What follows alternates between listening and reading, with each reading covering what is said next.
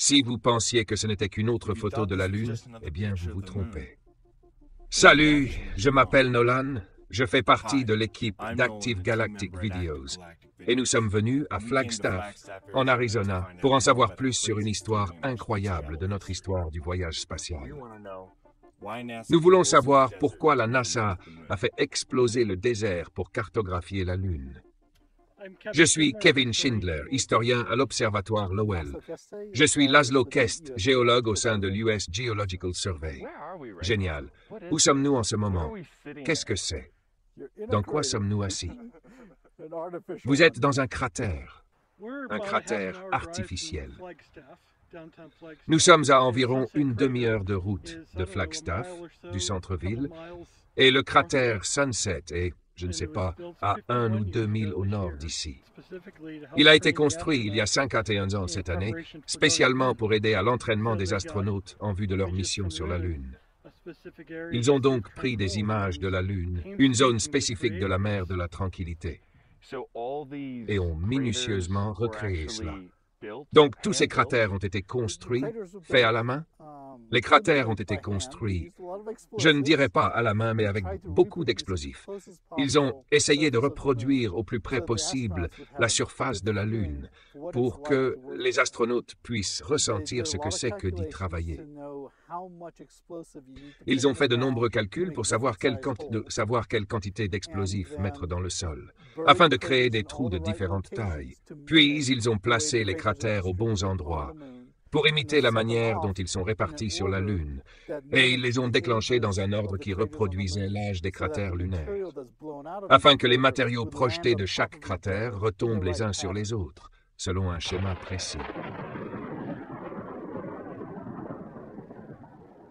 Ça paraît fou, ridicule que des scientifiques se disent « Tiens, on devrait juste faire exploser le sol. » Pourquoi? Pourquoi ont-ils fait ça?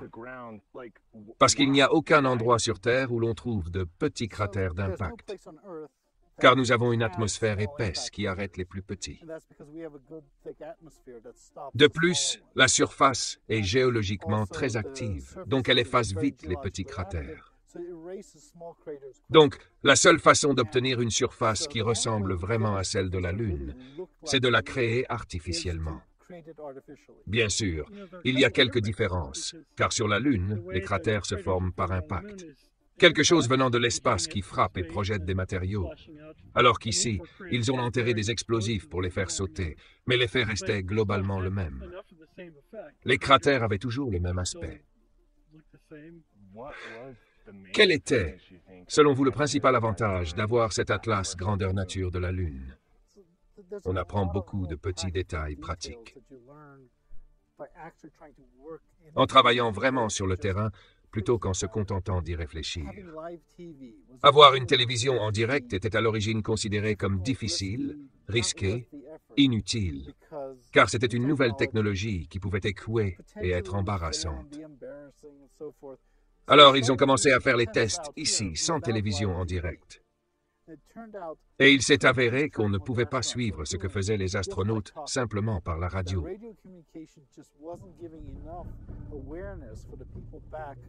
La communication radio ne donnait pas assez de visibilité pour que les équipes à Houston en simulation puissent comprendre la situation. Et cela devenait un problème de sécurité. Ils ont donc décidé qu'il était absolument essentiel d'avoir la télévision en direct. Cela nous a aussi permis de voir en direct les premiers pas sur la Lune. Cela a également permis à l'équipe scientifique sur Terre de communiquer avec les astronautes, de comprendre ce qu'ils faisaient et d'interagir avec eux bien plus efficacement. Cela a rendu possible beaucoup d'autres choses. Leur nécessité n'aurait pas été aussi évidente sans ces tests. Aujourd'hui, vous pouvez prendre votre téléphone, regarder des images satellites et voir ces cratères. Et si vous comparez une vue aérienne d'ici à la même zone sur la Lune, elle se ressemble encore beaucoup. Sauf qu'ici, il y a des arbres et des buissons qui poussent. C'est une grosse différence. Wow!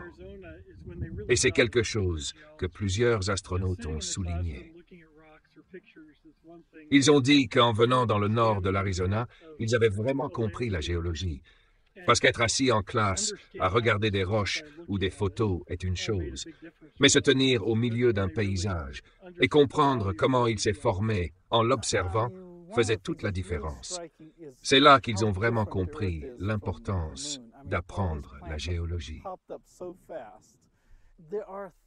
Ce qui est frappant, c'est la différence entre la Terre et la Lune. Toutes ces plantes ont poussé si vite.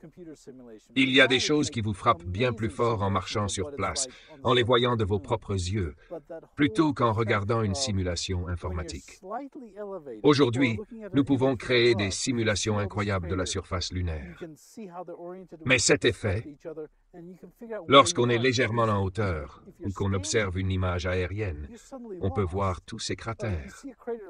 On peut voir leur orientation les uns par rapport aux autres et comprendre très facilement où l'on se trouve.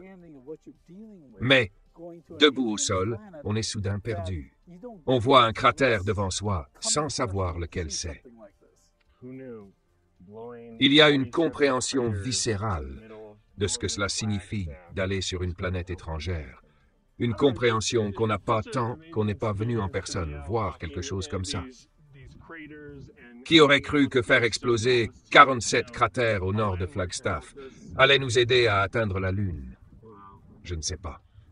C'est une expérience incroyable de se promener dans ces cratères et d'être si proche d'un site qui nous a aidés à atteindre la Lune. Waouh! Vous voulez prendre une photo juste devant celui-là? Oh, bien sûr. Génial. J'espère que vous avez apprécié notre vidéo au champ de cratères de Cinder Lake. Un grand merci à Lazo Ketz et Kevin Schindler pour leur aide. Comme toujours, je suis Nolan, et merci de nous avoir suivis.